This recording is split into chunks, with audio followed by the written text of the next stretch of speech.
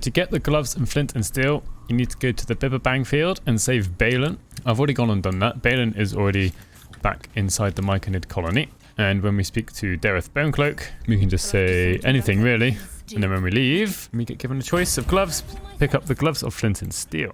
So what are they supposed to do? When the wearer deals fire damage, the target has to succeed a Constitution saving throw or start burning. That's what they're supposed to do. So we've got the Everburn Blade equipped, which does 1d4 fire damage. And I'm just going to quickly test it out on this Marcy Myconid. I guess they made their Constitution saving throw. Unfortunately, it doesn't show us the Constitution saving throws in the log here on the side. I'll try one more time, see if we can make it work. Ah, there we are. Again, we don't see the Constitution saving throw, but they took 3 fire damage from the Everburn Blade and then an extra 1d4 damage. So far, so good. So here are the gloves of flint and steel and a greatsword +1, which obviously doesn't do any fire damage. Actually, I'm going to take off the Ring of Fire also. And then use Cleave. Ah, look at that, 2 of them. I don't normally rate Cleave particularly highly, but here we are. We've managed to do some fire damage with the gloves of flint and steel, which shouldn't be happening because I didn't deal any fire damage. We'll carry on testing it. So I'm back here after trying that Cleave, and I'm wondering whether using Shock and Grasp, if it could hit. Oh, didn't work that time, but we can try one more time. Not this time. I'll try one more time because we don't even know if the enemy has made a Constitution saving throw. This time, to help myself out, I've actually hidden, so it should surprise them as well. So, Shock and Grasp. Oh, in fact, maybe I can twin this. Twin Shock and Grasp. There we are. That's pretty cool. Oops, no, I can't twin it again. So, it's starting to look like lightning damage doesn't proc the gloves. Let's go for Pommel Strike.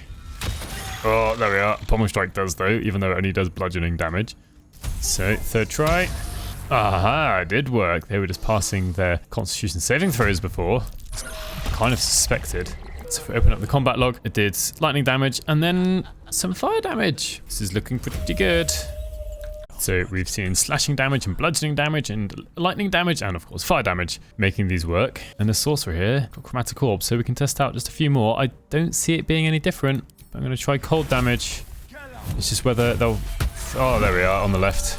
Cold damage works. So we'll try thunder damage. So I'm here with thunder damage again. There we are, it did work. I'm fairly certain. I have also been informed before that it works with every type of damage. Since we're here, we've done thunder, lightning, cold fire, just acid and poison left. 1, 2. Ah, we are blessed. More fire damage on the right there. Which then leaves us just with poison damage. I don't see why this would be any different at this rate, at this time. Oh, failed that one. Poison, poison, go, go, go. Yes, on the right again. The one on the right seems to be failing a lot of Constitution saving throws. His Constitution is 10. The one on the left, just want to double check really. His Constitution is 14, that's why this one on the right has been failing more often. So, although I haven't tried piercing damage, I don't think I really need to show it in this video. If I'm honest, I haven't tried Force or Radiant. I don't think I have a way of doing that with this character. But the point is that these gloves work seemingly with just about any type of damage and they'll be useful on anyone. And there's actually one last thing I want to show you with these gloves. So just outside the Myconid colony, we can find glowing gems. And what these gloves will do is force the items, I don't know exactly how this works, but force the items to make Constitution saving throws, which they automatically fail, I guess. But it continuously does it. It's almost as if the fire damage from the gloves then procs the gloves again. So they keep on failing their saving throws. These gems are resistant to fire damage, which is why we're only seeing damage of 1 or 2. But we go away. I don't really see many that are close together to try using a spell on. If I use Cleave, it doesn't target them.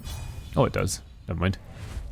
There we are. We can use Cleave, sorry, mistake there. And it breaks them open. Now, this works for any object that has hit points. So if I see if I can find just one more down here, just to show you how silly this all is. So if I attack the wheelbarrow, nothing will happen because it doesn't have any hit points. Oops.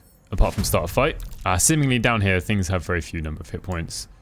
There's just more glowing gems. Just going to try it anyway. Right, even in one turn, gets destroyed. Then we can see 1, 1, 1, 2, 2. It also causes them to catch fire. Perhaps that's what's causing the gloves of flint and steel to work again. is the fact that things start burning, and then that burning damage causes them to take more fire damage, which is great. So at the moment, the gloves of Flint and Steel are kind of fairly broken as things go, because they work with any type of damage. It's just the enemy has to fail the Constitution saving throw. So let me know what you think of these gloves, whether you've ever used them, whether you're going to use them in the future. Maybe you can think of some other reason to use them. Maybe there's some door somewhere I can't think of right now that you could open very quickly with these gloves. In fact, you could open any door with hit points with these gloves. If you made it this far, please consider subscribing. Thank you very much for watching, and hopefully I'll see you in the next one. Boo.